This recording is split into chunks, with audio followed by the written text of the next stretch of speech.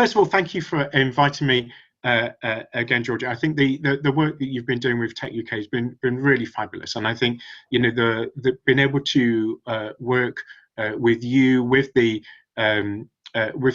with Tech UK as an organisation, but specifically the many companies and other organisations that you work with has been a real boost to what we've been doing here in MHCLG. So I'm Chief Digital Officer, as you said. I keep the lights on in the department, so the laptops and the cybersecurity and the networks and all of those important just day-to-day infrastructure things. We also help our department run good quality digital services. So we are not like many other Whitehall departments. You don't come to MHCLG to get your thing unless it's an energy performance certificate or something like that. We do a few, mainly B2B services to housing and local government folks, often around data. But what a big part of my role is to make sure that with our policy colleagues, the strategic policy direction of government is informed by, I guess, the internet age, by what we can do with services and data and technology at the moment. And some good examples of that is what we've been doing in and around with local government, their services and digital capability, and on planning reform, and those two things coincide. So I really like the theme of the event, talking about this as a sort of business change opportunity. This is not just nice websites and nice services. There's something more profound that we're dealing with. So I'm going to give you a bit of an overview on where we are with that work that we're doing in partnership with many others, but hopefully there's some broader lessons here too. So I'm not going to do like massive slideshow things, but there's a couple of things that I do want to show. So starting off on the local government side, talking and doing things, not my massive strong point. Let's try it out. So if you can see that, I believe you can see. So we've got here we go. Right, so on the local digital side. So if you have a look, well, perhaps while we're chatting as well, on localdigital.gov.uk, see some of the work we've done with the local digital collaboration unit that we set up in my directorate here. Now, one of the things we should just recap on is the local market. Obviously, tens of billions of pounds in local government services. About £3 billion on the technology market for a few years ago, but actually often the service quality for citizens receiving services, for those council officers at the other end of those processes, not all that it could be. And I think the sector still at the heart of it, dominated by a few pieces of quite monolithic software in area to area. Now, it's not how we do software business in any other bit of the economy. And those examples, just given now and ones you will all know about, show that it's by and large it's not the only way in which local government is reacting to the modern world. But nonetheless, I think a real frustration in that community. I remember 3 years ago, I went along to the local Gov Camp, the annual meetup. I know many of you will either be there, be sponsors there, or go along to that.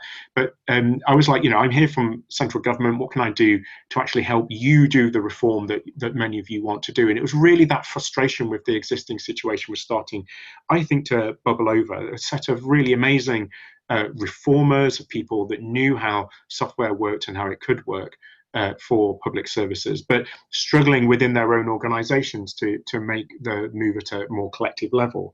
And so we spent time listening, learning, and that kind of culminated in the work of this team, and particularly the local digital declaration. It's like super short. In many ways, it's motherhood and apple pie. It's like saying, look, we want to have user-centered services. We want modular technology. We want data to be accessible and have programmatic access to it. We want the culture of our organizations to understand the digital world, and for us to share and reuse patterns, software, user research and design and other things together. I say it's motherhood and apple pie. It's actually distinctly different from actually how most of the local government sector certainly was working a couple of years ago, and in many ways still works now. So it was an ambition for what we think collectively good look like? And this collective point was a really important part of that. So please do go and have a look. I'm going to stop sharing that and come back to that in a moment. Me try and get my screen back on. Come on, Paul. Okay, totally lost my cursor. There we go. Right. So it was published, what, about 44 organisations, most of those councils in the first instance, local digital declaration, many hundreds in the place now. And it was important for me to have not just a sign of where we're going, not just a way to bring various organisations from the long-term important formal ones like the Local Government Association and through to these more new communities of digital practice that have sort of bubbled bottom up. So things like Local Gov Digital, iNetwork and other communities of practice, bringing those together. But I suppose it was something to say, look, for those folks in digital teams in councils, we've got your back. So when you're going to your, I don't know, chief exec or finance director and saying, actually, we can do this stuff differently these days, it's something to be able to, tap on the screen and say, look, and central government agrees with me here. And it was really that sense of collaboration around this space, which was one of the most important parts here. Now, really importantly, Rishi Sunak, when he was local government minister, backed this with cash. So we had some millions to play with, and that's been expanded and developed in recent years. And we wanted to check, the premise that can councils collaborate in practice? Okay, the digital folks always like to reuse and share and learn from each other, but sometimes public sector organisations, the dynamics of those things don't always work in the same grain. So let's try out, can councils come together, do things, reuse things, create those technical patterns? And we funded a first wave of projects, things from, I don't know, anything from housing repairs service to looking at things about how councils doing when they're doing children's social care can access data across different systems, those sorts of things. All backed with digital training from GDS, which was a really important part of this, not just for the digital teams, but actually for the service teams and those in those domains that they were working with. And it's been a very popular part of the programme. So we're a few years on now, a couple of years on, and what have we learned? Now, one thing Georgina reminded me when we were here last year talking about some of this thing, one of the things said was, look, collaboration across councils is really hard, but it's also doable, right? And I think we've got ever more practice of this.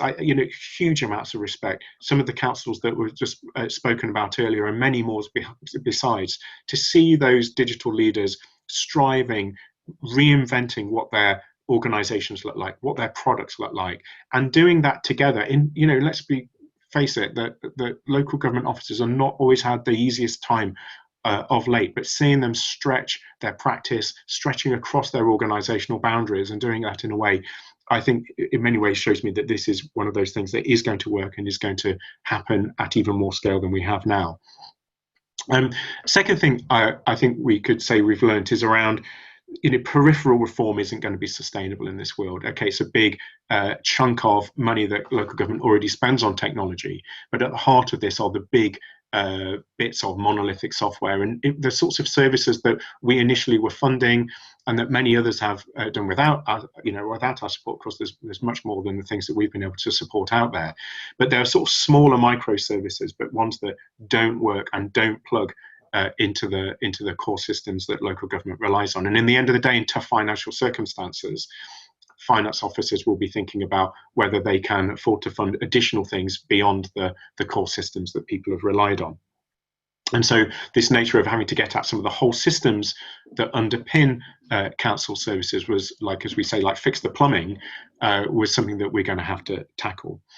And a third thing I think we've learned, and this is a nice place to be able to talk about this, is about how the tech sector has responded. Now, I think for those of us who've worked, I've worked in councils in central government, we've seen over the last decade or so a big change in how central government develops, runs, maintains, and organizes its technology and digital services. And we knew that there's a sector out there that is really quick to respond, eager to also see things shaken up a little bit, and to see those projects develop, out of their discovery phases, starting to see these tech stacks being brought together in the normal, built on commodities and normal modular tech, as well as the specialisms that people need.